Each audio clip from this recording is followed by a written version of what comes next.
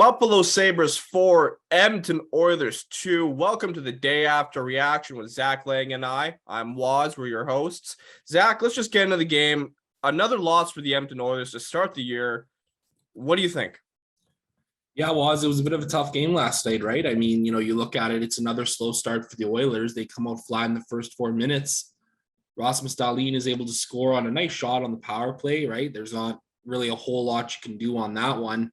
And it was good to see the response from Darnell Nurse just 23 seconds later. That was a beautiful goal by him.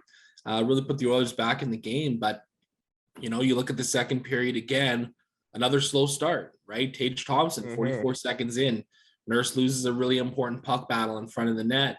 JJ Peterka, 3.5, 4 minutes later, and all of a sudden it's a 3-1 game and the Oilers are chasing it. And, it's something we've talked about already at the start of this season, but this has become a big issue for the Oilers. Credit where it's due. They fired 48 shots on net, but, they could only get 2 past Eric Comrie. So, the Oilers got goalied last night and it's a bit of a tough situation. Yeah, and you don't want to use the term goalied as an excuse. Credit to Eric Comrie for playing the game they did, but the Oilers did put themselves in a tough position from the start, getting scored on early by Dahlin once again, chasing the game from the get-go in the first period and in the second period. Like, I went to the washroom for 10 seconds before the second when the second started. It's 2-1. I'm like, what did I miss? Right? Yeah. So it's one of those games where also I think you want a little bit more from your offense as well. I know the defense has been an eyesore. It's not been pleasant to watch. But, there's a lot of chances for Evander Kane throughout that game. Zach Hyman, I thought, for me, I know a lot of people like to harp on Puljujärvi for missing chances. I mean, Evander Kane right now is in that game, same breath would you say? Yeah, absolutely. I mean, I think there was, Evander Kane was probably the most noticeable one that had some pretty clear misses. But everybody else struggled too. Like Connor McDavid was throwing backhand passes to absolutely nobody.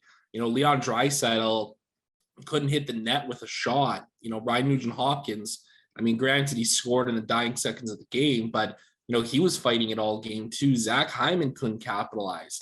It wasn't just one guy, right? Kyler Yamamoto, he could barely bear down on anything either. The Oilers' whole lineup got thrown into a bit of a loop again last night because of, Dylan Holloway leaving that game early, right? He took that really hit, and then even Devin Shore only played 6.5 minutes last night. So the Oilers really just ran 9 and 7 last night, and they really rotated their lines. McDavid played almost 27 minutes. Kane, he played 25. Draisaitl, 23.5. It wasn't for lack of effort for these Oilers, but it was a frustrating game. No, a name that's been brought up a little bit on social media is definitely Ryan Nugent-Hopkins. What have you thought of his game to start the season? Yeah, I thought he's struggled kind of just like everybody else right now. I mean, I'm not really going to sit here and I don't want to tear apart any individual player 3 games into the season, right? Like, we're still so early into this year that it's really hard to pick a player apart, I think. And I think it's unfair at this point in the year. Now, if we start talking games 6, 7, 8, 9, 10, and we're still seeing some of these players having these same struggles, then okay, then we're going to, maybe it's a bit of a different conversation, right, Waz? But, right now, I think he struggled. I think a lot of players have struggled.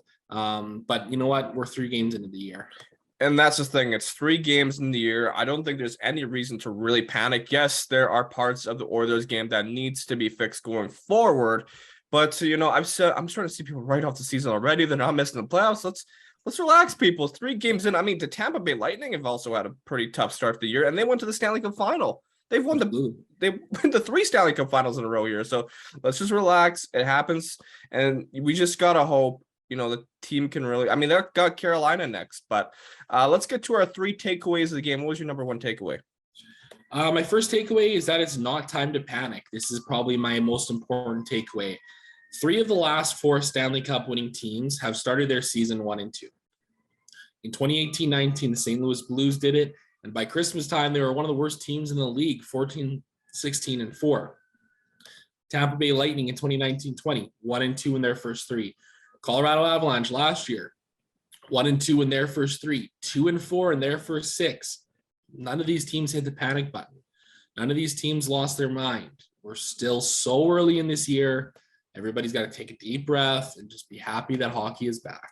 Thank you so much. I mean, I wasn't considering that for my takeaway, but I'm so glad you laid out that statistic because I did think, I'm pretty sure there's been Stanley Cup champions in the past who've had rough goes. I remember, I think 2016, 2017, where Penguins won the cup opener, then they lose like by 10 goals. Yeah, I can't remember exactly. Maybe not, but I remember the Penguins lost by a wide margin to start the year and they won the cup. Maybe I'm wrong there. Someone can correct me in the comments. My takeaway, number one, simply Eric Comrie. Wow, what a game. Just couldn't break him down. Simple as that. That guy was a brick wall for the most part of that game. Second takeaway? My second takeaway for me is going to be the offensive or the defensive zone blunders. I mean, you look at the Tage Thompson goal, right? He walks all the Oilers. Darnell Nurse, I don't know what happened there, but that was not great. And the JJ Peterka goal, it was a bad giveaway in the offensive zone that came back the other way, and nobody was able to get back in time. I think for me that the biggest takeaway, or one of the biggest takeaways, my second one, has got to be cleaning up in the defensive zone. Yeah, I like that as well. I think my second takeaway I'll circle back to what I said earlier in the video, is just the offense needs to bear some of these chances. Evander Kane. I like Evander Kane as a player. I think right now the offense is hold. It needs to do better with the chances that they're given. Third takeaway? Yeah, mine was actually going to be kind of the same thing. I mean, they just need to capitalize on their chances a little bit better here. Bear down in front of the net and you got to find a way to bury those goals, right? It's something that's everybody's been struggling with to start the year. And, I think confidence is part of it. And I'm sure that it'll come around here sooner rather than later, hopefully. My third takeaway, I'm going to go with, once again, same old story, start the game on time. We can't be having this consistently. I think if we can get early goal against Carolina, who's a very good team, they've had a good start of the year. If we can just get the first goal against them, that'll give us a nice little push, confidence boost. That's if, we don't concede just seconds later, but you never know in the sport. But yeah, just start the game on time, please. It's bothering Oilers fans. I'm pretty sure it's bothering the team. But yeah, with that being said, any final words, Zach? No. I mean, it's going to be interesting to see the way they come out on Thursday against the Hurricanes. It's going to be a really tough matchup, so they're going to need to bring their A game early. I think my final words are simple. Let's not panic. It's 3 games in. Zach laid it all out. We'll be fine. The Oilers had a fantastic start last season, and they also still ended up putting themselves in a tough position to make the playoffs. They still finished second in the Pacific, going to the Western Conference Finals. A lot can happen in an 82-game season, right? So just thank you, everyone, for tuning into the Day After Reaction. Don't forget to like, comment, and subscribe, and also head to OilersNation.com for more in-depth analysis and content on the Oilers.